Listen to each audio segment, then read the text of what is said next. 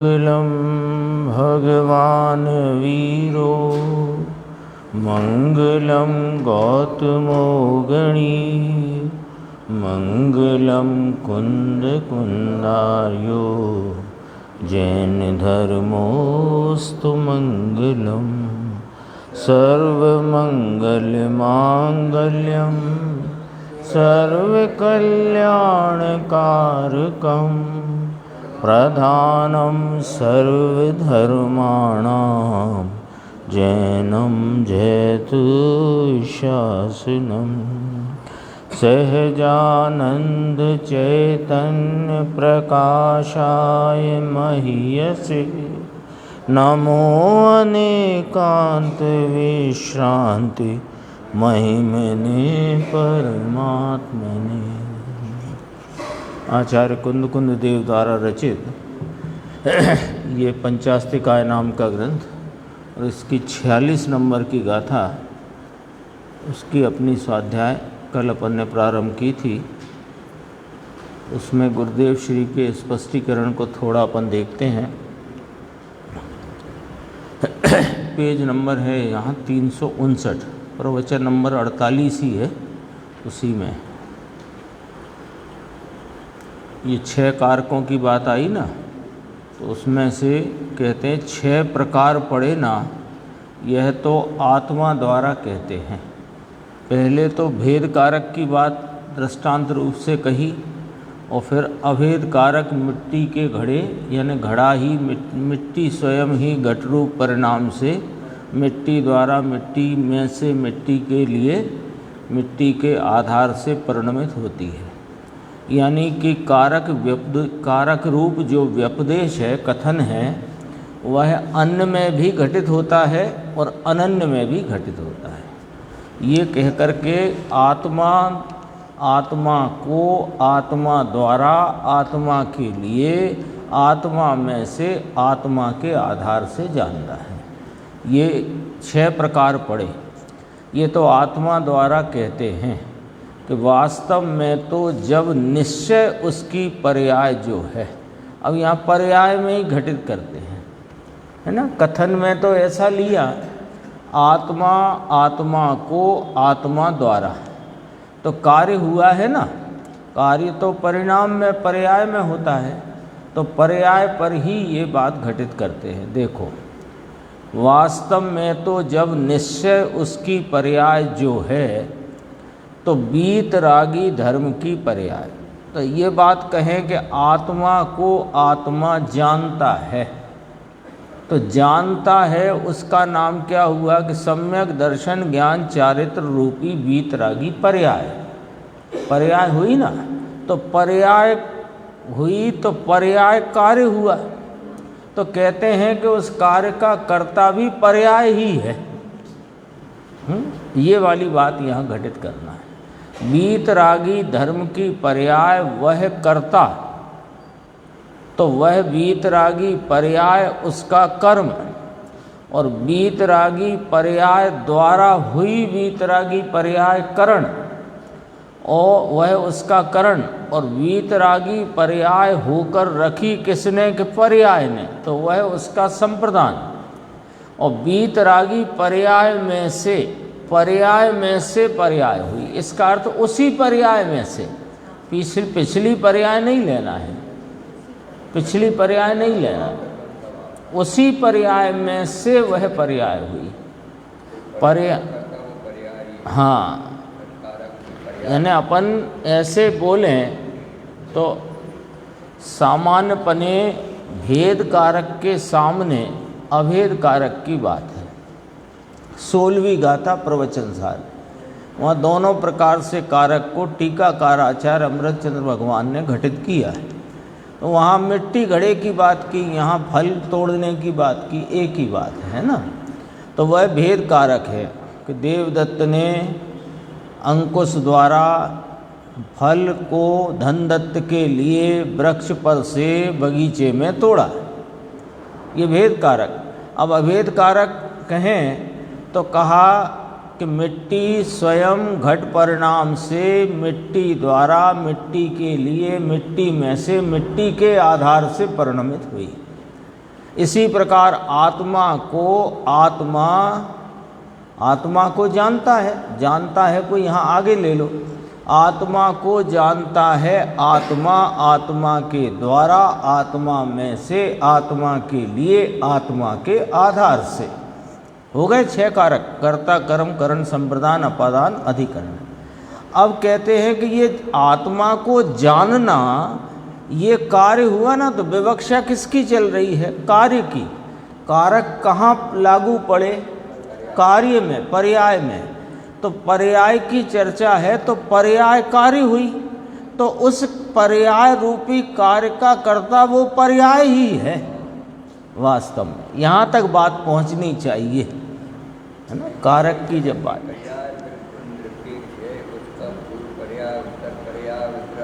हाँ, द्रव्य भी उसका कर्ता नहीं, पूर्व पर्याय कर्ता नहीं, उस पर्याय की कर्ता पर्याय है। इस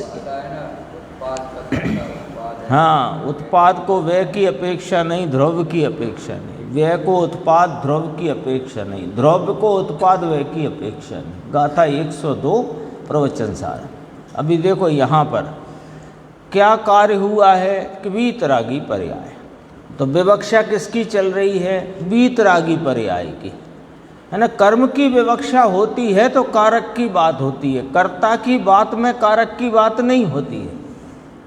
कर्ता है उसके लिए कारक की बात नहीं होती, कर्म के लिए कारक की बात होती है। तो उसमें कर्म क्या, कर्ता क्या, करण क्या, संप्रदान क्या, अपादान क्या, अधिकरण क्या।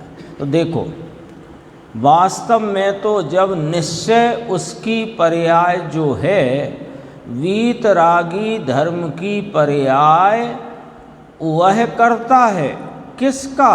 कि वीतरागी पर्याय का, तो वह उसका कर्म हुआ।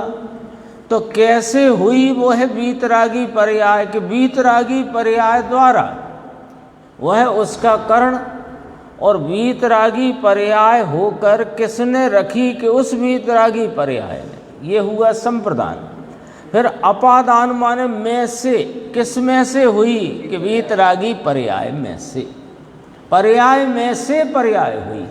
कौन सी पर्याय में से? उसी पर्याय में से, पर्याय में से अर्थात पर्याय से पर्याय हुई, ऐसा। हाँ, और वह कोई पर से नहीं, ये अपादान कहा, पर्याय में से, है ना? कर्ता ने कर्म को करण द्वारा संप्रदान के लिए अपादान में से अधिकरण के आधार से किया। तो ये अपादान और पर्याय के आधार से पर्याय हुई है, अरे द्रव्य गुण के आधार से नहीं। ये पर्याय की स्वाधीनता की पराकाष्ठा है, और ये पर्याय की स्वतंत्र उत्पाद या पर्याय की स्वतंत्र उत्पत्ति या पर्याय का स्वाधीन परिणमन। कितना स्वाधीन के पर्याय की कर्ता पर्याय, पर्याय का साधन पर्याय, पर्याय रूपी कर्म, पर्याय के लिए पर्याय, पर्याय में से पर्याय, पर्याय के आधार से पर्याय। इतनी बात बोलने की नहीं, इसका भाव भाषण होना चाहिए। इसके भाव भाषण में द्रव्य की स्वतंत्रता खिलती है। जिसके एक समय का परिणाम अपने द्रव्य गुण की भी अपेक्षा नहीं रखता, वह पर की अपेक्षा, निमित्त की अपेक्षा किसी की रख करके वो पर्याय होए, ऐसा वस्तु स्वरूप के नियम में नहीं है। सर्वज्ञ ने नहीं कहा। क्यों नहीं कहा? कि वस्तु स्वरूप के नियम में नहीं, वस्तु स्वरूप की व्यवस्था में नहीं। हाँ, और वो तो जाती हुई है, जाती हुई क्या उत्पन्न करे, और मलिन होए वो शुद्धता को कहाँ से लाए? मिथ्यात्व की पर्याय, यदि पूर्व पर्याय को कर्ता मानो तो ठीक पहले की मिथ्यात्व की पर्याय का व्यय और सम्यक्त की पर्याय का उदय, तो इसमें तो बड़ा घोटाला हो जाएगा कि मिथ्यात्व सम्यक्त का उत्पादक हो जाएगा।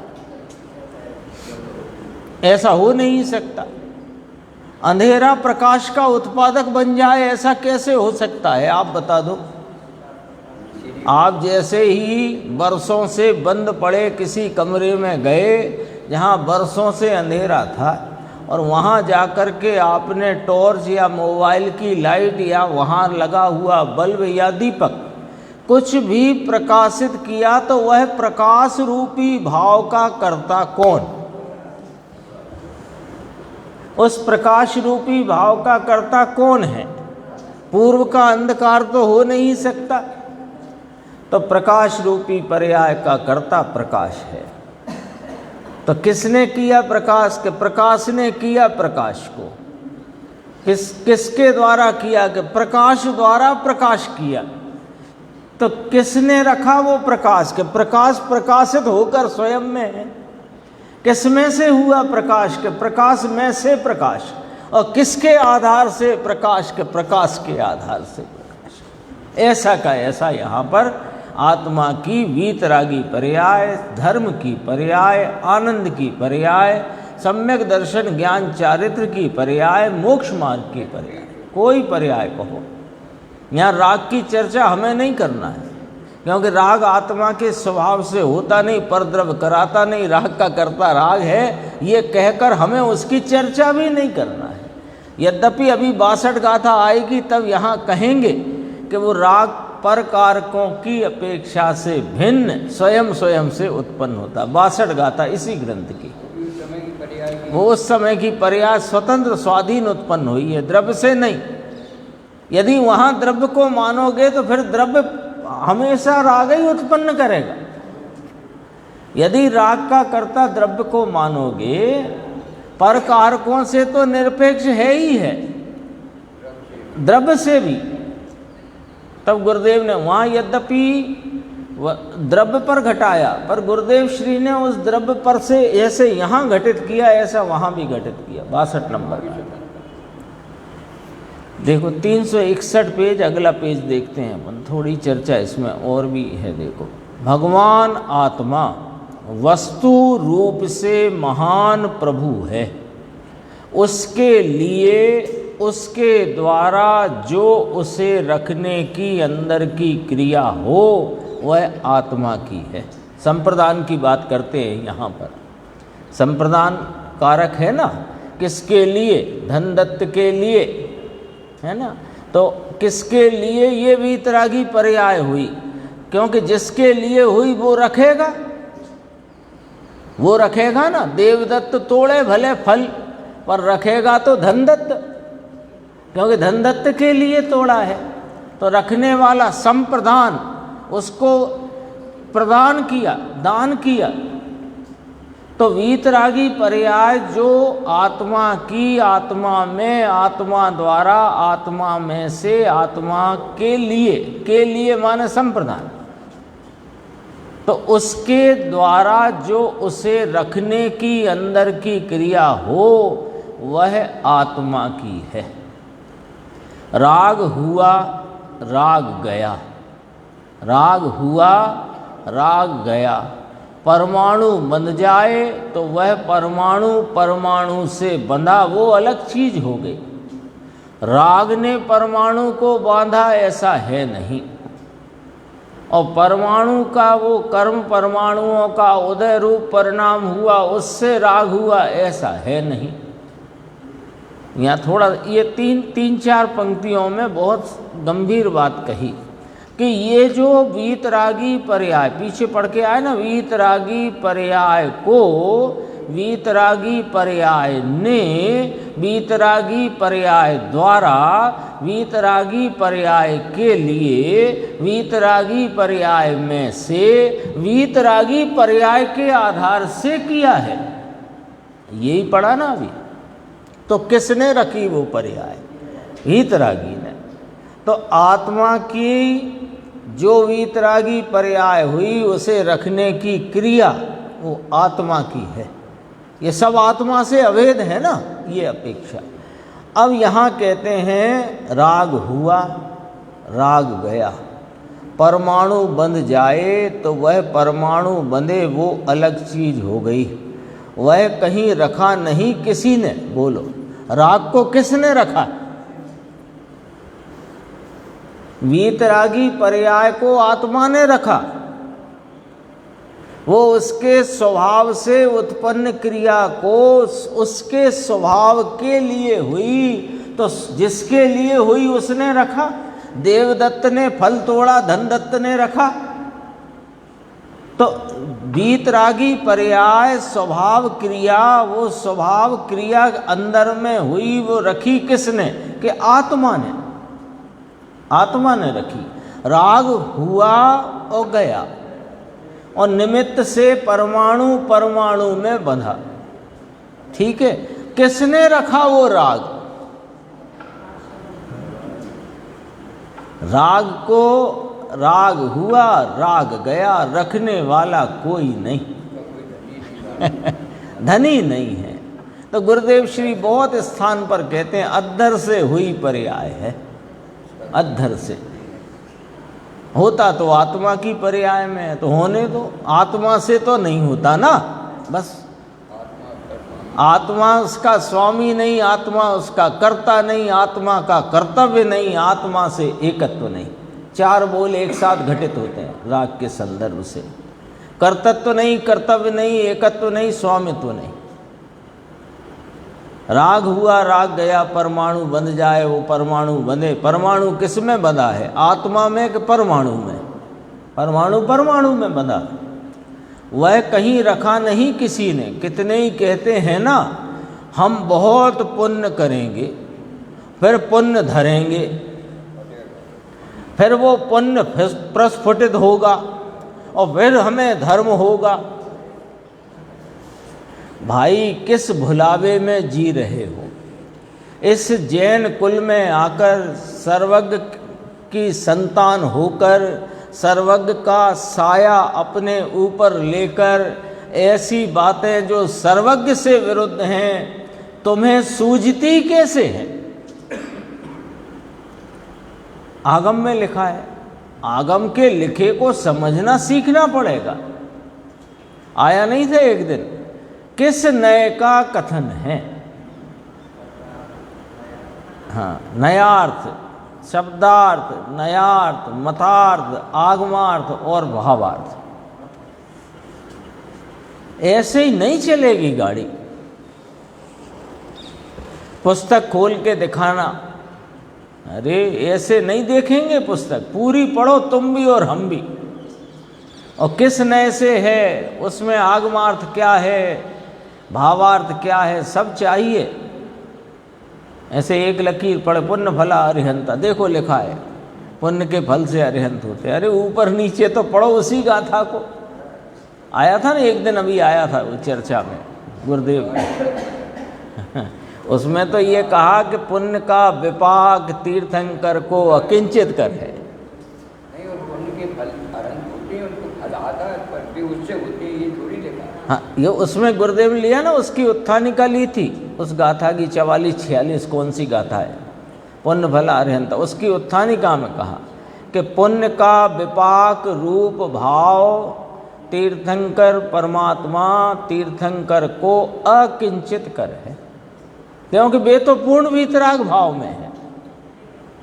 तो ये जो आया है समोशरण आदि वैभव, तो कहा कि वो समोशरण आदि वैभव उनको अकिंचित कर है, उन्हें राग भी उत्पन्न। ये संसारी को तो पूर्व के पुण्य के उदय के निमित्त से जो संयोग मिलते हैं, तो ये उसमें जुड़ जाता है, तो उसमें वो निमित्त पड़ते हैं। यहाँ तो निमित्त भी नहीं पड़ता, क्योंकि नैमित्तिक ही नहीं है राग का नहीं जुड़ता। हम बहुत पुण्य करेंगे, फिर पुण्य प्रस्फुटित होगा, फिर धर्म होगा। राग अधर्म है भाई, और अधर्म बहुत हो जाएगा, फिर धर्म होगा। जहर खाते खाते अमृत होगा, लहसुन खाते खाते कस्तूरी की डकार आएगी। सब आती है ना बातें, देखो। अरे कुकर्म करता है ना, लो गुरुदेव का शब्द देखो कितना, यहाँ ऐसे ही नहीं बोलना है, उसमें वजन देना है, बात में वजन देना है। कुकर्म करता है ना, ये कुकर्म है क्या? कि पुण्य से मुझे धर्म होगा, ये बात कुकर्म है। क्यों कि पुण्य भिन्न चीज है। पुण्य है ना, पुण्य किसे कहते हैं? पुण्य वो का कर्म परमाणुओं का पुण्य रूप जो प्रकृति में बंधन है उसे पुण्य कहते हैं। उसका उदय आएगा, वो प्रस्फुटित होगा, वो मुझे धर्म होगा। ये बात एकदम भ्रमणा की है, महाभ्रांति की बात है ये। देखो आगे कहते हैं, परमात्मा चिदानंद स्वरूप का वह अनादर करता है। इसमें साहब अनादर कैसे हो गया? हम प्रशस्त निमित्तों का आलम्बन लेते हैं, उनकी तरफ अपना उपयोग जुड़ता है, तब तो पुण्य बंधता है। तो और उसमें वो पुण्य से हमें धर्म हो, ऐसा मानने में हमारा कुकर्म कैसे हो गया? और इस चैतन्य भगवान का अनादर कैसे हो गया? कि ऐसे हो गया भैया कि ये चिदानंद स्वरूप जो आनंद का दाता है उसको तो भूल गए हो, और जहाँ से दुख आकुलता और मलिनता खड़ी होती है, उस दुख आकुलता मलिनता के भाव में से धर्म खोजते हो, आनंद खोजते हो। ये तुम इस चैतन्य भगवान का अनादर करते हो।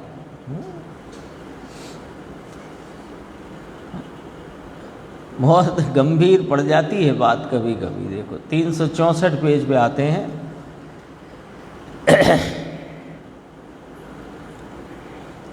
ये आई थी ना बात, देखो, मूर्त द्रव्य के मूर्त गुण, ऐसा अनन्यपने में भी संस्थान होता है। लो समझ में आया? एक मेघ हुआ ना ये, जैसे वो क्या आया था, देवदत्त की 10 गायें, इसमें तो अन्नपना है, पर वृक्ष की शाखाएं है ना, अनेक शाखाएं, ये अभेदपना है।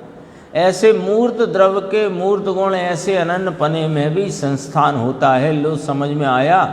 एक मेघ हुआ ना ये, वृक्ष और वृक्ष की शाखा एक ही है कि अलग अलग है? अनन्य है, भिन्न नहीं। इसी प्रकार मूर्त द्रव्य के गुण मूर्त हैं, ऐसा अनन्यपने में भी संस्थान होता है। इसी प्रकार अमूर्त द्रव्य के गुण अमूर्त हैं।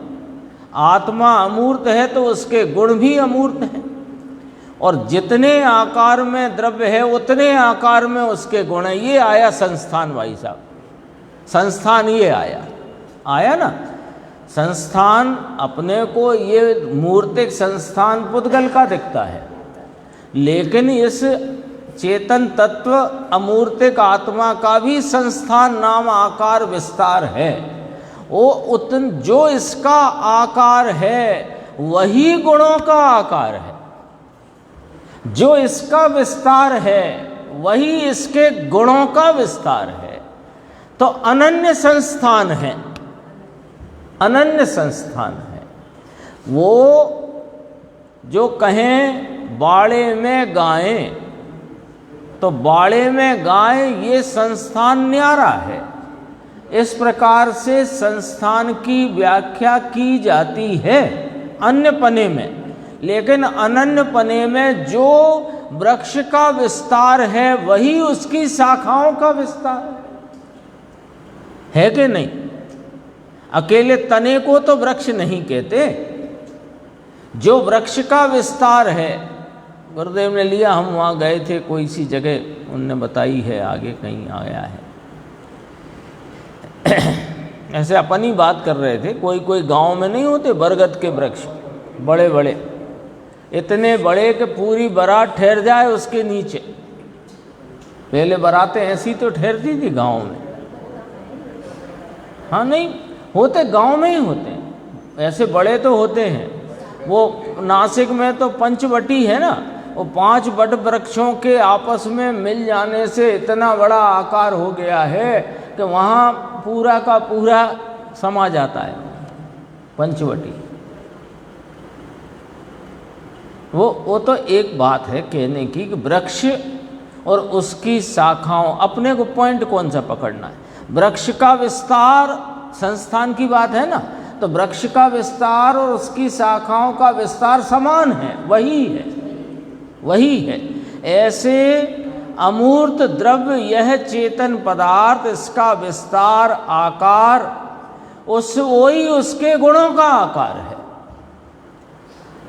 गुण का आकार और द्रव्य के आकार में अंतर होगा क्या? भगवान आत्मा जैसे दीवाल है, तो दीवाल 10 बाई 10 की दीवाल में जो दीवाल का आकार सो ईंटों का आकार ऐसा नहीं है। वो तो 1 1 2 2 4 4 6 6 ऐसी ईंटों का मिल करके वो पूरा स्वरूप है। 100 ईंटों की दीवाल है ना, और अनंत गुण स्वरूप आत्मा, ये अनन्य है, वो अनन्य है। भगवान आत्मा असंख्य प्रदेशी आकार है, अमूर्तिक, तो उसके गुण जो ज्ञान आदि उनका आकार भी असंख्य प्रदेश है। आता है कि नहीं? तुम्हारे नहीं सीखते क्या कहलाता सिद्धांत प्रवेशिका? द्रव्य किसे कहना लड़कों को सिखाते हैं, द्रव्य किसे कहना, गुण के पिंड को द्रव्य कहते हैं, सब लिया। गुण किसे कहते हैं? द्रव्य के सर्वभाग सर्व हालत में रहे उसे गुण कहते हैं। गुरुदेव कहते हैं, यहाँ देखो थोड़ी सी बात ली, मैं पढ़ता हूँ। ये जैन सिद्धांत प्रवेशिका में लड़कों को सिखलाते हैं एकड़ा। एकड़ा माने ये जिन शास्त्रों के स्वाध्याय में प्रवेश करने का एकड़ा है ना। गणित सीखना हो 5 रुपए का एक आम, तो 50 रुपए के कितने आम, ऐसा सीखना हो तो पहले गिनती सीखो, फिर पहाड़ा सीखो, फिर तभी तो समझ में आएगी। इतना ऐसा एकड़ा सिखाते हैं। तो हाँ, तो कहा देखो, एक पंडित कहे कि हम ऐसे बड़े पंडित या तुम ऐसे बड़े पंडित, और ऐसा सीखते हो।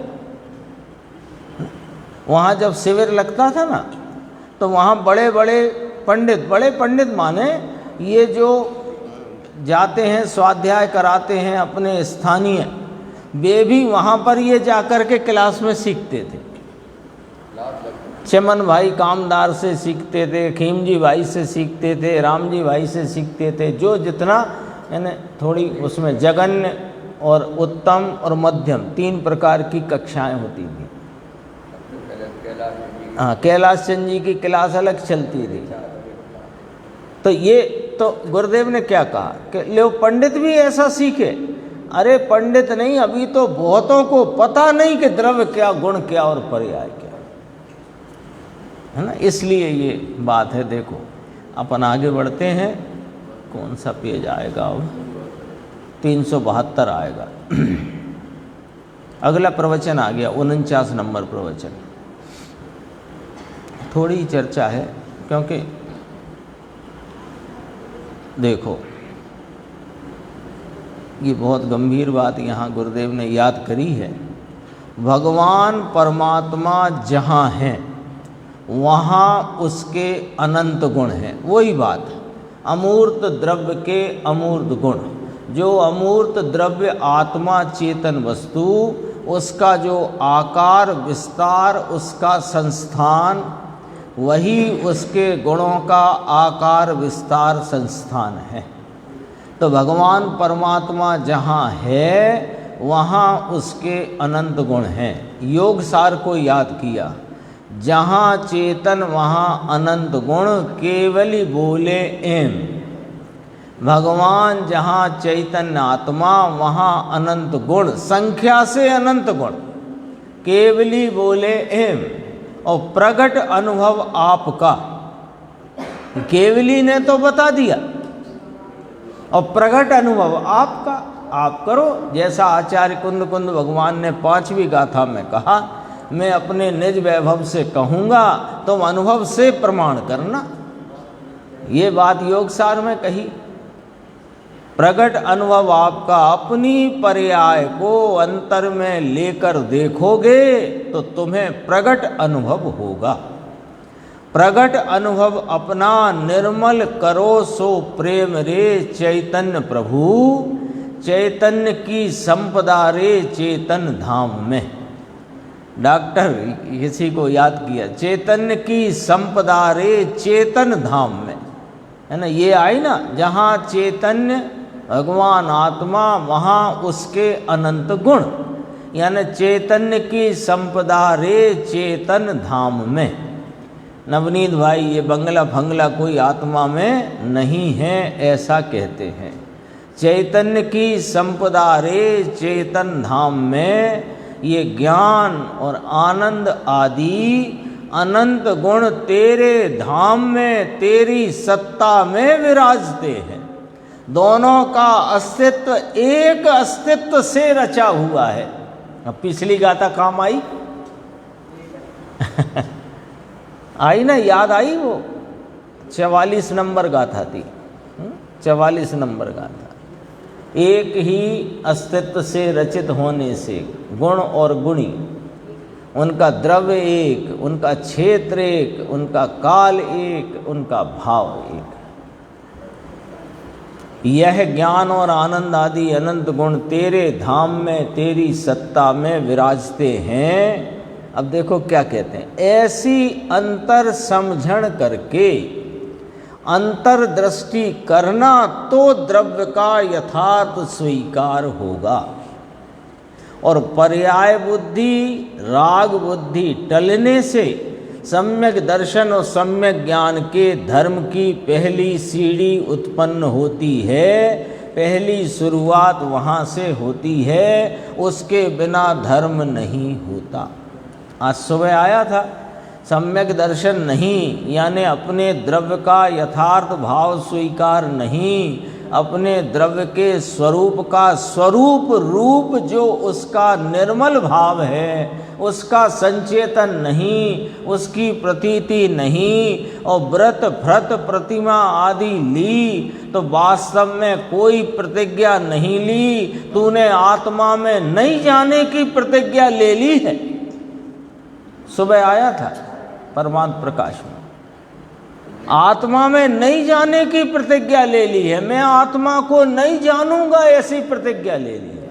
जब आदमी लेता या प्रतिमा ले लेता तो सम्यक दर्शन की तो खत्म ही हुई। बस उसकी तो फाइल ही बंद है आत्मा को जानने की।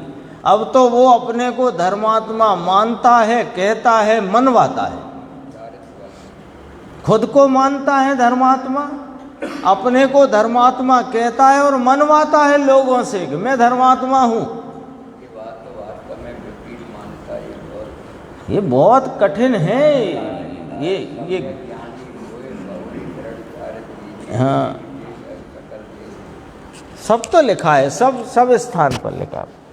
आता है ना वो, या बिन ज्ञान चरित्र, क्या है उस, हाँ। अब इसको लगता है कि सम्यक दर्शन ले लेंगे बाद में, पहले व्रत आदि ले लो थोड़ी बहुत, अभी तो कषाय मंद है, ऐसे में ये वाला काम तो निपटा ही लो, तो वो तेरा काम ही निपट गया समझ।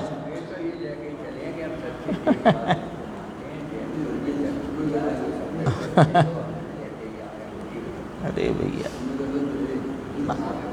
वो मानते हैं, और अपने यहाँ भी जो ये मानते हैं कि सम्यक दर्शन आत्मा की अनुभूति से होता है, फिर भी चलो अभी इतना तो करो, इतना करेंगे। अरे उतने करने में तुम्हारी लाइन पलट गई, रास्ता बदल लिया और उधर संतुष्ट हो गए, तो प्रतिज्ञा हो गई तुम्हें आत्मा नहीं जानने की। गुरुदेव देखो कई बार बहुत गंभीर चोट करते हैं, वो अपने को ख्याल में लेनी चाहिए। देखो आगे फिर अपन चलते हैं, ये बात तो हो गई 46 की 47वीं गाथा है। देखो, नाणम धनम च कुब्बधि धनिणम जहनाणिणम च दुविदेहिम भण्णति तह पुधत्तम एयत्तम ताचावित चणहू। धन से धनी अरु ज्ञान से ज्ञानी द्विविध व्यपदेश है। इस भांति ही पृथकत्व और एकत्व का व्यपदेश है। हरिगीत में सब बात स्पष्ट है। धन से धनी कहा जाता है, व्यपदेश है ना, व्यपदेश नाम कथन। धन से धनी कहना, धनवान को, या धन है जिस पर उसे धनी कहना, ये पृथकत्व का व्यपदेश है। और ज्ञान से ज्ञानी कहना ये एकत्व का व्यपदेश है। बस इस गाथा में इतना कहना है। हाँ। दो भिन्न प्रदेशों वाली वस्तुओं से धन से धनी कहना, अन्य अन्य का अन्य पर उसका आरोप करके कहना, ऐसा अन्य पने व्यपदेश कथन, पृथकत्व रूप कथन, और ज्ञान से ज्ञानी कहना ये एकत्व रूप कथन। कितना यहाँ पर ज्ञान और आत्मा की अभिन्नता की सिद्धि के लिए आचार्य भगवान कितनी चर्चा करते हैं। देखो इस टीका, ये वस्तु रूप से भेद और वस्तु रूप से अभेद का उदाहरण है। वस्तु कौन यहाँ? धनी वो वस्तु, ज्ञानी वो वस्तु। उसका धन और धनी ये भेद रूप, और ज्ञान और ज्ञानी ये अभेद रूप। इसका कथन है, देखो अन्वयार्थ। जिस प्रकार धन और ज्ञान तो पुरुष को धनी और ज्ञान को ज्ञानी करते हैं, ज्ञानी न और ज्ञानी करते हैं। धन और ज्ञान पुरुष को धनी करते हैं और ज्ञानी करते हैं। द्विविधाभ्याम भणन्ति, ऐसे दो प्रकार से कहा जाता है। हाँ, और ज्ञान वाले को ज्ञानी, और एक ही पुरुष हो उसको धन की अपेक्षा से धनी कहना और ज्ञान की अपेक्षा से ज्ञानी कहना। तो एक ही में धनी और ज्ञानी दोनों कहे, ये धनी है और ये ज्ञानी है, तो धनी पना कहना पृथकत्व पने व्यपदेश है, और ज्ञानी पने कहना एकत्व पने व्यपदेश। व्यपदेश नाम कथन है। उसी प्रकार तत्वज्ञ पृथकत्व तथा एकत्व को कहते हैं। देखो ये बहुत अच्छी टीका यहाँ आचार्य भगवान ने कही। जिस प्रकार भिन्न अस्तित्व से रचित, भिन्न संस्थान वाला, भिन्न संख्या वाला और भिन्न विषय में स्थित ऐसा धन, चार बोल लगे। भिन्न अस्तित्व से रचित, भिन्न संस्थान नाम आकार वाला, भिन्न संख्या वाला। कैसे? जैसे धन को और धनी का लेते हैं, तो धन और धनी दोनों की सत्ता एक के न्यारी न्यारी, न्यारी न्यारी। दोनों के आकार न्यारे न्यारे, दोनों की संख्या अलग अलग, धनी एक और धन बहुत, और भिन्न विषय में स्थित ऐसा धन। धन और धनी में नहीं रहा हुआ, धन धनी के संयोग में, उसकी अलमारी में, तिजोरी में, बैंक में, जहाँ भी रहे, पर धन धनी में नहीं रहता।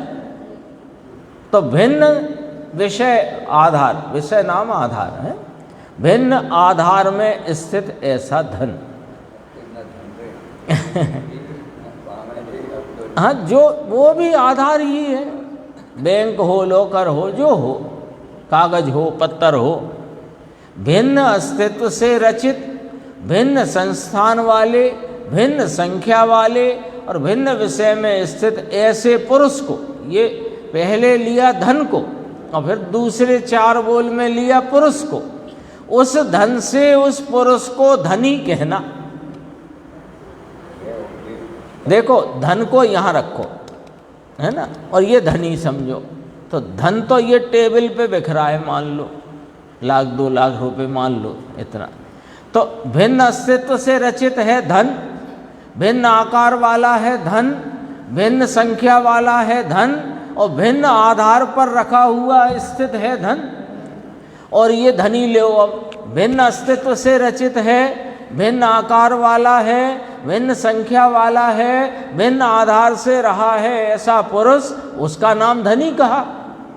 तो धन से धनी कहना ये पृथकत्व प्रकार का कथन है। आ गया? ऐसा व्यपदेश पृथकत्व प्रकार से करता है।